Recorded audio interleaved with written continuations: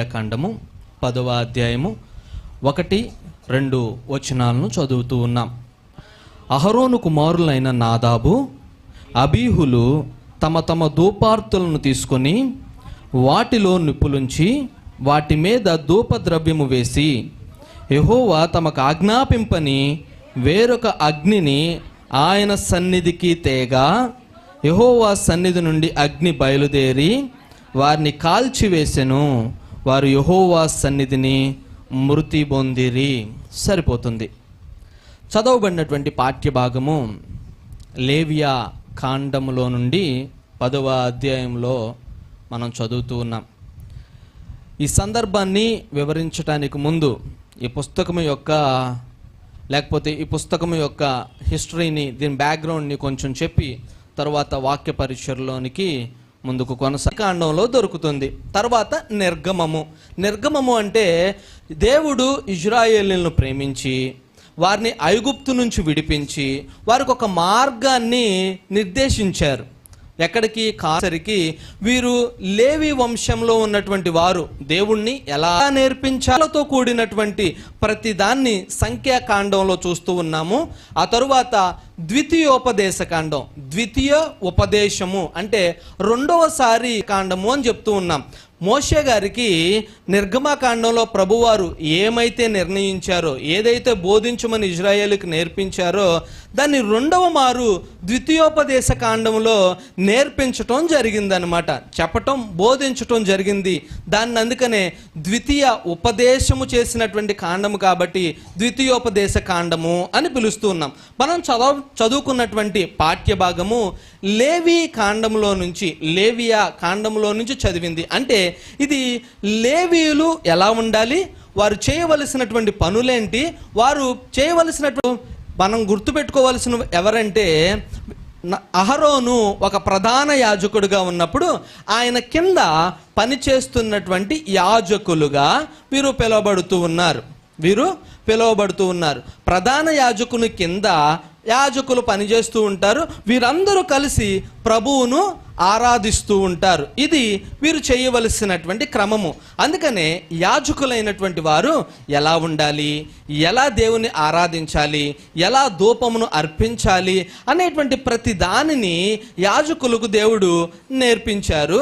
ఆ నేర్పించిన క్రమములో నుంచి ఇక్కడ వీరు చేయవలసినటువంటి పని కాకుండా ఏ పని చేశారు, దాన్ని బట్టి వచ్చినటువంటి తీవ్రత ఏమిటి, తరువాత అది మన ఆత్మీయ జీవితాలకు ఎలా మనం అవలంబించుకోవాలి అన్నటువంటి కోణంలో ఈ మాటలను తెలుసుకోవటానికి ప్రయత్నం చేస్తూ ఉన్నాం. చూడండి, అహరోను 2 కుమారులను గూర్చి చాలా స్పష్టంగా రాశారు. వారి పేర్లతో సహా.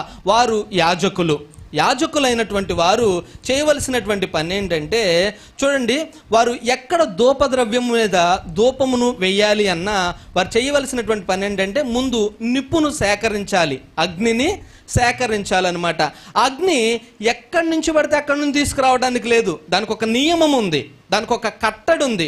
మన మందిరంలో మనం ఒక సన్నిధిలో, ఒక సహవాసంలో ఎదుగుతూ ఉన్నప్పుడు, ఆ సహవాసంలోనికి మనం వస్తూ ఉన్నప్పుడు కూడా సహవాసానికి కొన్ని కట్టడలు ఉంటాయి, కొన్ని నియమాలు దేవుడు సహవాసాన్ని నిర్మిస్తున్నప్పుడే, సహవాసాన్ని కడుతూ ఉన్నప్పుడే కొన్ని నియమాలు యాజకుల ద్వారా మనకు అందిస్తూ ఉంటారు. ఆ ప్రతి దానిని మనం ఏం చేయాలంటే గుర్తుపెట్టుకోవాలి, మనసులో పెట్టుకోవలసినటువంటి వారమై ఉన్నాం. చూడండి, ఈ కట్టడలన్నిటినీ ఎవరి ద్వారా ఇచ్చారు అంటే మోషే గారి ద్వారా ఇచ్చారు.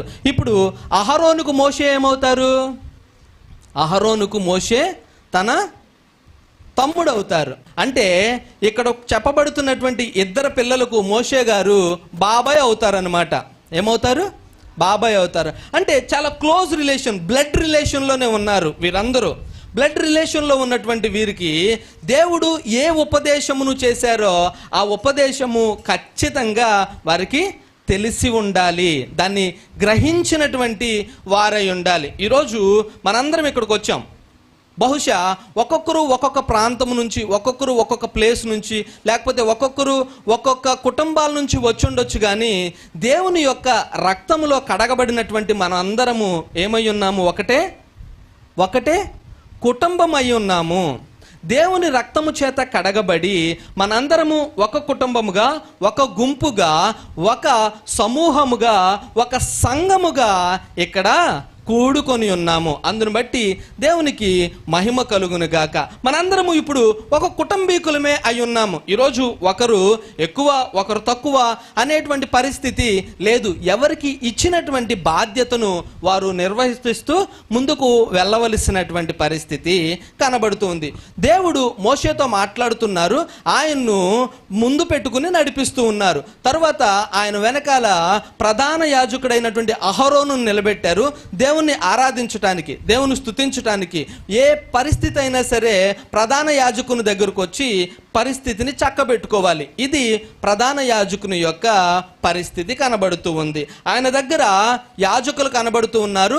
యాజకులు ప్రధాన యాజకుడు చెప్తున్నటువంటి దాన్ని చేసి దాని ప్రకారం జీవించవలసినటువంటి వారయ్యి కనబడుతూ ఉన్నారు. చూడండి, సహవాసం యొక్క పరిస్థితి కూడా మనకు అలాగే ఇంచుమించుగా కనబడుతుంది. పరిశుద్ధాత్మ దేవుడు సేవకులతో మాట్లాడుతున్నప్పుడు సేవకులు బ్రదర్స్తో చెప్పి ఏ ప్రాంతాన్ని విజిట్ చేయాలో ఆ ప్రాంతానికి పంపిస్తూ ఉంటారు. ఆ ప్రాంతంలో పరిశుద్ధాత్ముడే అక్కడ క్రియ జరిగించి మళ్ళా రిటర్న్ తీసుకొస్తూ ఉంటారు. ప్రతిదీ ఒక సిస్టమాటిక్ వేలో ప్రభువు నియమిస్తూ ఉంటారు, నడిపిస్తూ ఉంటారు. ఆ నడిపించేటువంటి క్రమములో మనం ఎంత జాగ్రత్తగా ఉండాలి అనేటువంటి దాన్ని ఇక్కడ మనకు ఈ ఇద్దరు ఒకటే నిర్ణయించారు. దేవుడు ఏ అగ్నినైతే తీసి ఆయనకు ధూపద్రవ్యమును అర్పించమన్నారో దానిని కాకుండా వేరొక దానిని ప్రభు సన్నిధిలోనికి వారు ఏం చేశారు? తీసుకొచ్చారు. ఏది దేవునిది కాదో అది దేవునికి అపవిత్రమైనదిగా మనము ఎంచాలి. ఏది దేవునికి ఇవ్వాలో అది పవిత్రమైనటువంటిదిగా కనబడుతూ ఉంటుంది. ఈరోజు దేవుని మందిరంలోనికి వచ్చినటువంటి మనము ఏ హృదయముతో దేవుని సన్నిధికి వచ్చాము గుర్తుపెట్టుకోవాలి. ఇప్పుడు ఈ కనబడుతున్నటువంటి ఇద్దరు యవన బిడ్డలు ధూపార్తులను తీసుకొచ్చారు. ధూపార్తులను తీసుకొస్తున్నప్పుడు వారు బయట నుంచి కొంత నుప్పును దానిలో వేసుకుని దేవుని సన్నిధిలోకి తీసుకొచ్చి ధూపం వేయటానికి, ఇప్పుడు ఆ ధూపార్తుల్లో ఉన్నటువంటి ఆ అగ్ని దగ్గరకు తీసుకొచ్చి ధూపం వేయటానికి ఆ సాంబ్రాణిని మీదేశారనుకోండి, ఇప్పుడు ఏ వాసన రావాలి? ఏ వాసన రావాలి? ఏదైతే వేస్తున్నామో, ఏ నిప్పునైతే తీసుకొచ్చామో దానికి సంబంధించినటువంటి వాసన రావలసినటువంటి పరిస్థితి కనబడుతూ ఉంటుంది. ఈరోజు దేవుని మందిరంలోకి వస్తూ ఉన్నప్పుడు మన హృదయము అనేటువంటి ధూపార్తిని పట్టుకొని దేవుడు నిర్ణయించినటువంటి అగ్ని కాక మరొక అగ్నితో దేవుని సన్నిధికి వచ్చి ఇక్కడ దేవునికి ధూపం వెలిగించడానికి ప్రయత్నం చేస్తుంటే ఏ వాసన వస్తుంది? ఒకవేళ అబద్ధము అనేటువంటి ధూపార్తిని ఒక వ్యక్తి తీసుకొచ్చుకున్నారు లోపలికి, అబద్ధము అనేటువంటి ధూపార్తిని తన హృదయంలో పెట్టుకొని అబద్ధము అనేటువంటి నిప్పులను వేరొక దానిని తీసుకుని హృదయంలో పోసుకుని దేవుని మందిరంలోనికి వచ్చి దేవునితో మాట్లాడటానికి, దేవునికి ఆరాధన చేయటానికి ఇష్టపడుతున్నప్పుడు ఏ అగ్నినైతే తీసుకురాకూడదో ఆ అగ్నిని తీసుకొచ్చినప్పుడు దేవుని యొక్క మందిరంలో ఏ వాసన బయటకు వస్తుంది? దేవునికి ఆయాసకరమైనటువంటిది ఏదో బయటకు వస్తుంది. ఒక లైవ్ ఎగ్జాంపుల్ మీకు చెప్తాను బైబిల్ గ్రంథం నుంచి. చూడండి, పేతురు గారి దగ్గరకు ఇద్దరు భార్య భర్తలు వచ్చారు. ఇందాక పిల్లలు పాటలు పాడారు కదా, ఇందాక చక్కటి పాట పాడారు. ఆ పాడినటువంటి పాటలో నుంచి ఒక ఎగ్జాంపుల్ తీసుకుందాం మనం. ఇద్దరు భార్య భర్తలు వచ్చారు. అయ్యా పాస్టర్ గారు, మా పొలాన్ని మొత్తం అమ్మేస్తాం, మీకు అమ్మేసి అది మొత్తం దేవుని యొక్క రాజ్యం కట్టబడటం కోసం, సువార్త పని కోసం మేము ఇవ్వాలనుకుంటున్నాం అని వారంతటి వారు నిర్ణయం తీసుకున్నారు. మంచి నిర్ణయం, దానిలో తప్పేమీ లేదు. వారు ముందు తీసుకున్నటువంటి నుప్పొందు చూసారా, అది చాలా మంచిది, అది చాలా మంచిది, దేవునికి ఇష్టకరమైనటువంటిదిగానే కనిపించింది. కానీ వీరెప్పుడైతే దేవుని సన్నిధిలో నుంచి, దేవుని పిల్లల దగ్గర నుంచి బయటకు వెళ్ళారో, ఆ పొలాన్ని అమ్మారో, అమ్మిన తరువాత వీరి పొలంలోనికి లేకపోతే వీరి యొక్క మనస్సులోనికి వేరొక నిప్పు చేర్చబడింది. అదేంటంటే వారి గురించి వారు ఆలోచించుకోవటం. తరువాత వారు స్వార్థపూరితమైనటువంటి నిప్పును ఏం చేశారు? వాళ్ళు వెలిగించటానికి ఇష్టపడ్డారు. ఇప్పుడు వీరు ఏ మనస్సుతో దేవుని దగ్గరకు తీసుకురావాలో ఆ మనస్సు వారిలో కనిపించట్లేదన్నమాట. ఇప్పుడు ఏ నిప్పునైతే దేవుడు వారి దగ్గరకు తీసుకురమ్మన్నారో అది కాక వేరొక దాన్ని, ఏ నిబంధన అయితే దేవుని దగ్గర ముందు చేసుకున్నారో ఆ నిబంధనను కాక వేరొక నిబంధనను తీసుకొచ్చి దేవుని ముందు పెట్టడానికి ఇష్టపడుతూ ఉన్నారు. పాపం దేవుడు పరిశీలన చేస్తూ ఉన్నారు, వీరిరువురిని మాట్లాడుతూ ఉన్నారు. ఇంకొక ఛాన్స్, ఇంకొక అవకాశం ఇవ్వాలి పాపం బిడ్డలకి అని కోరుకుంటూ ఉన్నారు. అందుకనే దైవ సేవకులు అడుగుతూ ఉన్నారు, పిల్లలారా మీరు ఇంతకే అమ్మారా ఈ పొలాన్ని? ఇంతకే అమ్మారా? అననీయ ఇంతకే అమ్మావా బిడ్డ అంటే, అవునండి పాస్టర్ గారు. ఏ వాసన వస్తుంది ఇప్పుడు? అబద్ధము అనేటువంటి వాసన వస్తుంది. అది చూడటానికి మనకు చాలా సింపుల్గా కనిపిస్తుంది, కానీ వారు చేస్తున్నటువంటి పని ఏంటో తెలుసా? అక్కడ దేవుని సన్నిధిలో దేవుని ముందు దేవుణ్ణి మోసగించడానికి ప్రయత్నము చేస్తూ ఉన్నారు. ఈరోజు పాస్టర్ గారు ఏదన్నా అడుగుతున్నప్పుడు చాలా ఈజీగా అబద్ధం చెప్పడానికి ప్రయత్నం చేస్తూ ఉంటారు. పేతురు గారి ముందు ఇక్కడ చేస్తున్నటువంటి భార్య భర్తలు అదే పని చేస్తూ ఉన్నారు. చాలా సింపుల్గా అబద్ధం చెప్పడానికి ప్రయత్నం చేస్తూ ఉన్నారు. కానీ ఆయనలో ఉన్నటువంటి పరిశుద్ధాత్మ దేవుడు వారిని అబ్జర్వ్ చేస్తున్నారు అన్నటువంటి విషయాన్ని మర్చిపోయారు ఈ భార్య భర్తలు ఇద్దరు.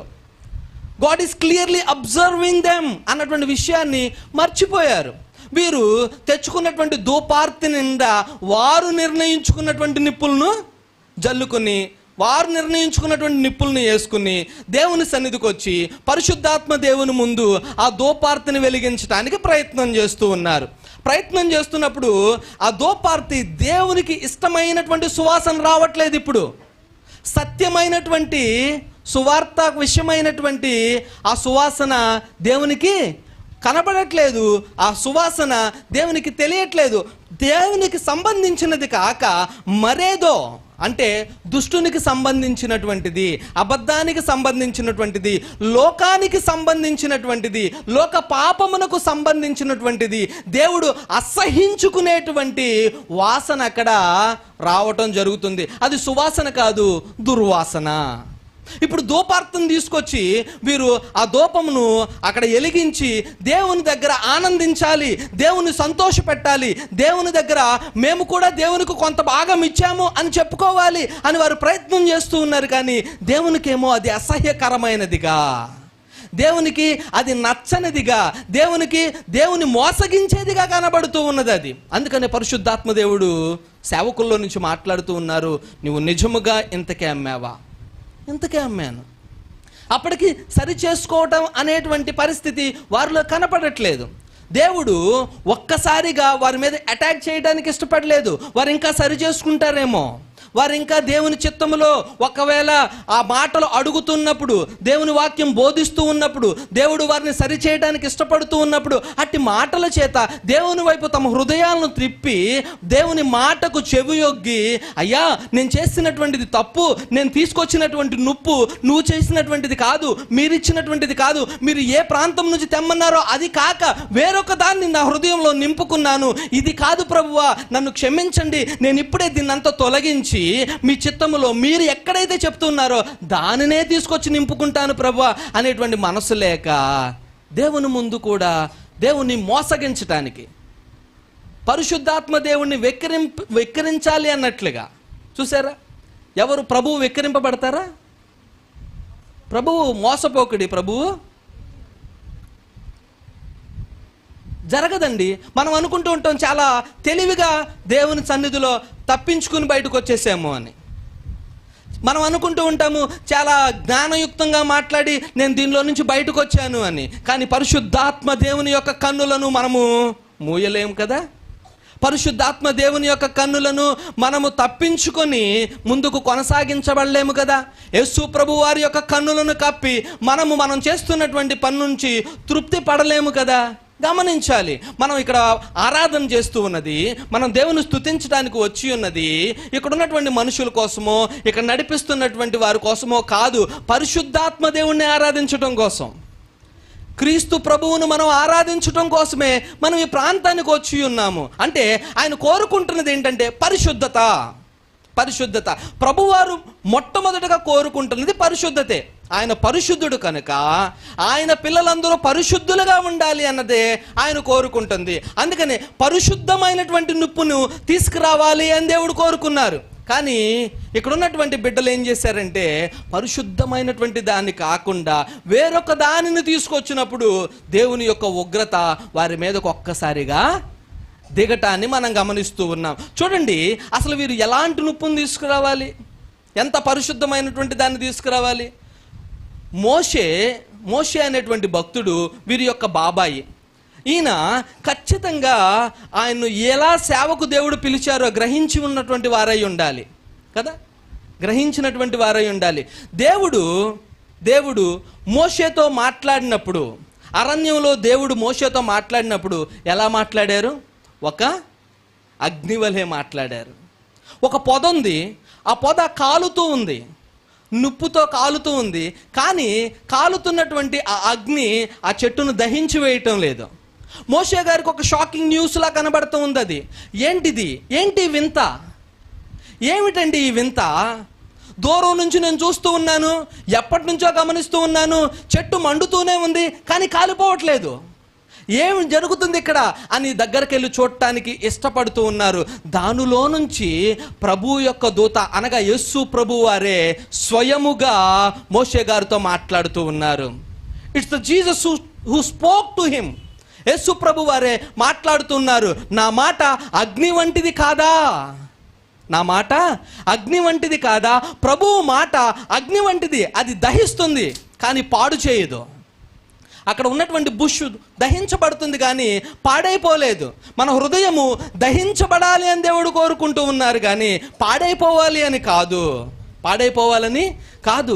ఈరోజు ఈ మందిరంలోనికి మనం ఆరాధన చేయడానికి వచ్చాం. ఈరోజు ప్రతి ఒక్కరూ ఒక ధూపార్తిని తీసుకొచ్చి ఖచ్చితంగా దేవుని సన్నిధిలో నిలబడటానికి ఇష్టపడ్డారు.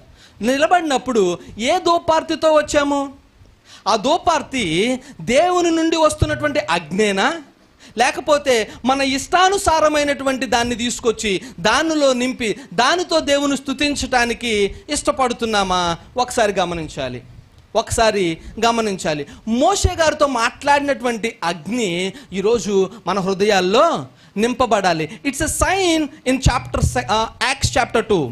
అపోస్తుల కార్యగ్రంథం 2వ అధ్యాయంలో కూడా అదే సైన్ దేవుడు మరలా చూపించారు. ఆకాశము నుండి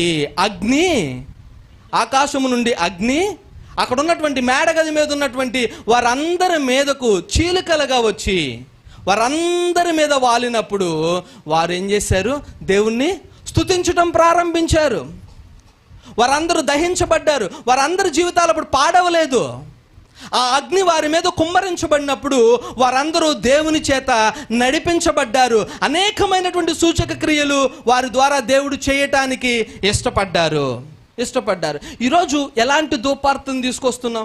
ఆ రోజు కూడా మనలాగే ఒక చక్కటి గ్యాదరింగ్ దేవుని సన్నిధిలో అక్కడ జరుగుతూ ఉంది. యేసు ప్రభు వారు ఆరోహణమై వెళ్ళిపోయిన తర్వాత దేవుడు మాట్లాడారు, నేను మరలా ఆదరణకర్తగా మీ వద్దకు వస్తాను, మీతో ఉంటాను, మీలో ఉంటాను.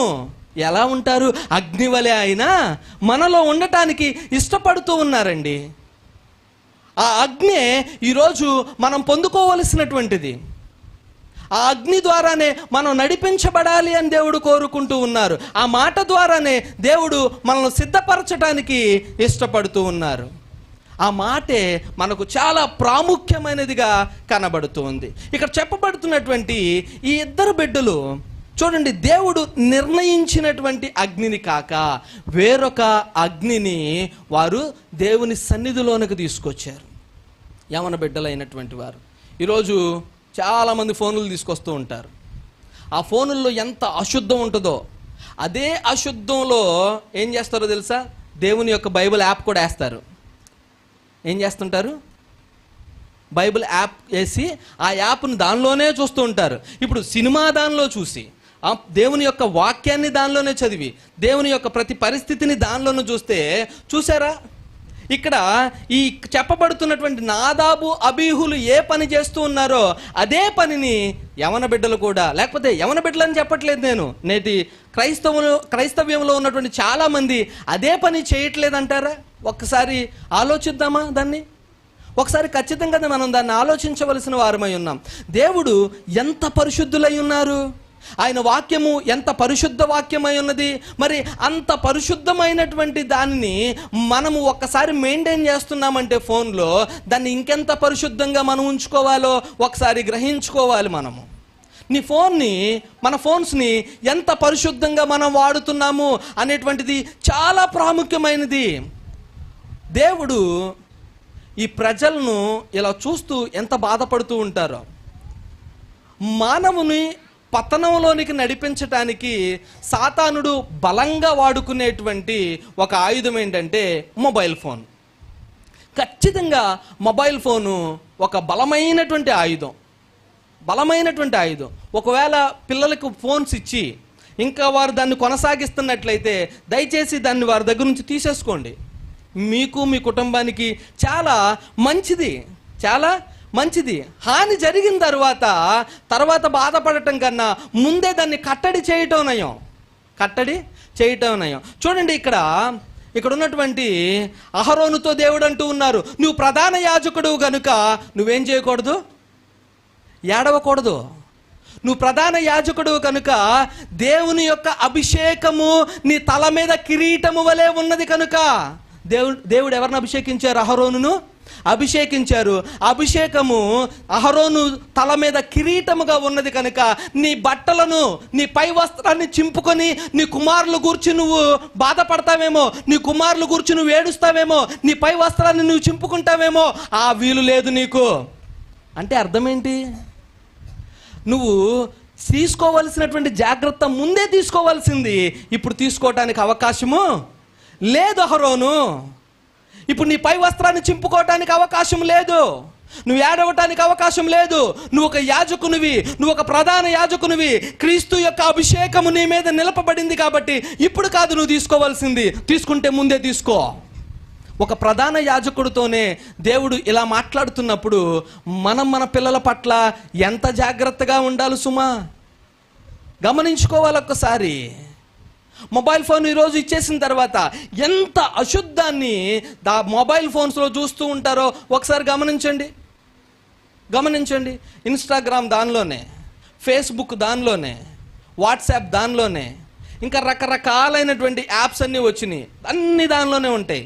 అసలు దానిలో ఏం చేస్తున్నారో, ఏం మాట్లాడుతున్నారో, ఎవరితో ఏం చేస్తూ ఉన్నారో, ఎన్ని ఫేక్ ఐడీస్ ఉన్నాయో, వాళ్ళ సొంత పేరు ఒకటి, అద్దె పేరు ఒకటి, వారి పేరు ఒకటి, ఇంకొక పేరు ఒకటి, చూసేదేమో ఒకటి, చూడకూడదు ఒకటి, అన్నీ కలిపి దానిలోనే వేసి ఆ తర్వాత బైబిల్ గ్రంథమును కూడా దానిలోనే పెట్టుకుని ఇదంతా దేవుని యొక్క పరిస్థితిలోనికి వచ్చి దేవుని యొక్క శాపమును, దేవుని యొక్క కోపమును రగల్చే వాళ్ళంగా మనం లేమంటామా? గమనించుకోవాలి ఒక్కసారి మనము. అందుకనే దేవుడు పరిశుద్ధులు గనుక పరిశుద్ధమైనటువంటి దాన్ని పరిశుద్ధంగానే ఉంచాలి, అశుద్ధమైనటువంటి దాన్ని మన హృదయంలోనికి తీసుకురావటానికి అవకాశము లేదు. అంత అశుద్ధమైనటువంటి దాన్ని దేవుని మందిరంలోకి తీసుకొచ్చి దేవుని ముందు దోపార్తితో వెలిగించినప్పుడు అది మన మీదకు ఉరిని తెచ్చేదిగా ఉంటుంది, అది మన మీదకు కోపమును తెచ్చేదిగా ఉంటుంది. అందుకనే భక్తుడైనటువంటి యోసేపు గారు ఒక మాట అంటారు, ఆ పాపము నుండి పారిపోయిన తర్వాత దేవుని దృష్టికి నేను పాపము చేసిన వాడిని కాకూడదు, ఆయన కోపాన్ని రేపే వ్యక్తిని నేను కాకూడదు అని మాట్లాడతారండి. ఆయన యవనస్తుడు, ఆయన యవన బలమంతా దేవుని కొరకే ఉపయోగించడానికి ఇష్టపడినటువంటి ఒక వ్యక్తి. అందుకనే ఆయనలో 2 తలంపులు కనబడవు. ఆయనలో ఎప్పుడు పరిశుద్ధమైనటువంటి అగ్ని మండుతున్నది తప్ప వేరొక అగ్నిని ఆయన జీవితంలో తీసుకురావడానికి ఆయన ఏనాడు ఎప్పుడు ఇష్టపడలేదు. యోసేపు గారి జీవితం వర్ధిల్లటానికి ఏకైక కారణం ఏంటంటే ఆయన దేవునితో పెనవేయబడటమే. ఆయన వేరొక అగ్నిని ఆయనలోనికి ఎన్నడూ తీసుకురాకపోవటమే. అది శ్రమ అయి ఉండొచ్చు, అది ఇబ్బంది అయి ఉండొచ్చు, అది మరొక పరిస్థితి అయి ఉండొచ్చు, ఆయన కఠినమైనటువంటి పరిస్థితి గుండా నడిపించబడుతూ ఉండొచ్చు. కానీ ఆయన చేసినటువంటి పని ఏంటంటే పరిశుద్ధ అగ్నినే ఆయనలోనికి తీసుకున్నారు తప్ప వేరొక అగ్నిని ఆయనలోనికి ఎన్నడూ తీసుకురాలేదు. అందుకనే ఆయన ఐగుప్తు ప్రాంతం అంతటికి, ఏ ప్రాంతానికి? ఐగుప్తు ప్రాంతం అంతటికి ఒక ఉన్నతమైనటువంటి అధికారి అయ్యారు. తర్వాత అన్నలతో చెప్తూ ఉంటారు, మీరు గొర్రెలు కాసుకుంటారని చెప్పకండి, ఇక్కడ చాలా తక్కువగా చూస్తారు. అంటే అర్థం ఏంటి? దేవుడు నువ్వు ఎలాంటి వ్యక్తివైనా అయి ఉండొచ్చు, నువ్వే పరిస్థితుల్లో అయినా అయి ఉండొచ్చు, దేవుని యొక్క అగ్నికే నీ హృదయాన్ని అప్పగించి దేవునికి ఇష్టమైనటువంటి ధూపాన్ని మనం వేసినప్పుడు ఆయన అధికమైనటువంటి స్థానంలో కూర్చోపెట్టడానికి సమర్థులై ఉన్నారు అని యోసేపు గారి జీవితంలో నుంచి మనకు చూపిస్తూ ఉన్నారు. చాలామందికి ఒక డిప్రెషన్ ఉంటుంది, చాలామందికి ఒక నిరుత్సాహపడిపోతూ ఉంటారు ప్రతిదానికి. నువ్వు నిత్యము సత్యములో కట్టబడుతున్నప్పుడు ఎందుకు నీలో ఆ రకమైనటువంటి పరిస్థితి కనబడుతూ ఉంటుంది? అసలు డిప్రెషన్లోకి ఎవరు వెళ్తారు చెప్పండి ఒకసారి? దేవుని యందు ఆనందించలేనటువంటి వారు డిప్రెషన్లోకి వెళ్ళటానికి అవకాశం ఉంటూ ఉంటుంది. ఎవరైతే దేవునిలో ఆనందించలేరో, దేవునితో దగ్గర సంబంధంలో లేరో, దేవునితో ప్రతిరోజు మాట్లాడరో, దేవుని దగ్గర నుంచి వస్తున్నటువంటి అగ్ని నింపబడదో వారిలో డిప్రెషన్ రావడానికి అవకాశం ఉంటుంది. దేవునితో మాట్లాడేటువంటి వ్యక్తి దేవుని చేత ఆదరించబడతారు, దేవునితో మాట్లాడేటువంటి వ్యక్తి దేవుని చేత నడిపించబడతారు, దేవునితో మాట్లాడేటువంటి వ్యక్తి దేవుని నుండి వచ్చేటువంటి ఆ యొక్క అగ్నిని దింపటానికి ఇష్టపడుతూ ఉంటారు. అందుకు లైవ్ ఎగ్జాంపుల్ మన ముందు నిలబడినటువంటి ప్రవక్త దేవతలకు పూజలు చేస్తూ ఉన్నారు ప్రజలందరూ కలిసి. అప్పుడు ఈ ప్రవక్త నిలబడి, మీరు అటు ఇటు కాదు, నిజమైనటువంటి దేవుడు ఎవరో ముందు తెలుసుకుందాం రండి అని కేక వేశారు. ప్రజలందరినీ పిలిచి, ఏ దేవతనైతే మీరు పూజిస్తూ ఉన్నారో, ఏ దేవతనైతే మీరు గొప్ప అనుకుంటున్నారో, నేను కలిసి మన దేవుళ్ళని పిలుద్దాం, నా దేవుణ్ణి నేను పిలుస్తాను, ఆ అగ్ని దిగి అక్కడ ఉన్నటువంటి ఆ దహన బలిని దాని మొత్తాన్ని కాల్చాలి అని. మీ దేవుణ్ణి మీరు ముందు పిలవండి, నా దేవుణ్ణి నేను పిలుస్తాను. ఎవరు నిజమైనటువంటి దేవుడో, ఎవరు సజీవమైనటువంటి దేవుడో, ఎవరు గొప్ప దేవుడో ఆ దేవుడు ఆయన అగ్నిని దింపుతారు అని మాట్లాడినప్పుడు చూసారా ఏ పరిస్థితుల్లోనూ ఆకాశము నుంచి వేరేదేది అగ్ని కురిపించడానికి అవకాశము లేకుండా పోయింది. వేరే అగ్ని నిలబడదండి, వేరే అగ్ని నిలబడదు. అది ఎంతకాలము శాశ్వత కాలం నిలిచేది కాదు, అది స్వల్పమైనదే. ఈరోజు ఫోన్స్లో చూస్తున్నటువంటిది ఏదైనా అది స్వల్పమైనదే. ఏదో కాసేపు ఏ అమ్మాయితోనో చాటింగ్ చేస్తున్నావా, అది స్వల్పమైనదే, అది నిన్ను నాశనానికి తీసుకెళ్తూ ఉంటుంది. దానిలో ఏదో జీవం ఉంది అనుకుంటూ ఈ బయలు ప్రవక్తలు కూడా అదే చేస్తూ ఉన్నారు, కోసుకుంటున్నారు వాళ్ళ ఒళ్ళును. వారికి ఉన్నటువంటి ఆ నమ్మకం, పిచ్చి నమ్మకాన్ని బట్టి తెగ బాదుకుంటూ ఉన్నారు, గుండెలు పగిలేలాగా అరుస్తూ ఉన్నారు, వాయిద్యాలు వాయిస్తూ ఉన్నారు, రా దిగిరా అని. ఎక్కడ దిగి రావడానికి అవకాశం ఎక్కడుంది? లేదు. ఎందుకంటే అది నిర్జీవమైనది. జీవము లేనటువంటి దానికి ఎంత చేసినా ఏమి ప్రయోజనకరము?